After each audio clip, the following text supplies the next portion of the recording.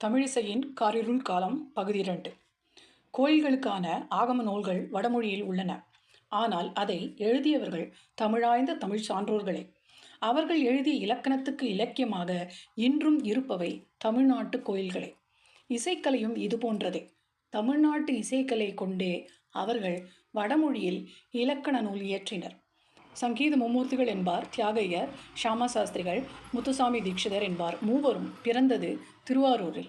இவர்கள் கேட்டவை எல்லாம் தமிழிசையே. தியாகையர் தம் வீட்டு மொழியாக இருந்த தெலுங்கில் தாம் கேட்ட தமிழிசையை பாட்டாக்கி கூறினார். சாஸ்திரிகள் தெலுங்கிலும் தமிழிலும் கீர்த்தனைகள் செய்தார். தீட்சிதர் வடமொழியில் பாடினார். அவரவர் தாய்மொழியில் பாடினார் என்பது தகும். இவர்கள் இசை கற்றதெல்லாம் கோயில் மேளக்காரர், நாதசுரம் இசைப்பார் இவர்களிடத்தே யாம். இவர் தம் கிருதிகள் கிடைக்கப் பெற்றதும் திருப்பாம்பரம் நடராச சுந்தரம் பிள்ளை என்பாவர் இடத்தேயாம். அக்காலத்திற்கு முன்னும் பின்னும் தமிழிசை பாடல்கள் இல்லாமல் போகிவிடவில்லை. ஏற்பட்டது என்னவென்றால், தமிழில் இசைப்பாக்கள் இருந்தும் அவற்றை பாடாமல் தெலுங்கிலும் பிற மொழிகளிலும் உள்ள கீர்த்தனைகளையே பாடி வந்தனர் என்பதும், அப்படி பாடுவதிலேயே உறுதிப்பிடியாக இருந்தனர் என்பதும் தாம்.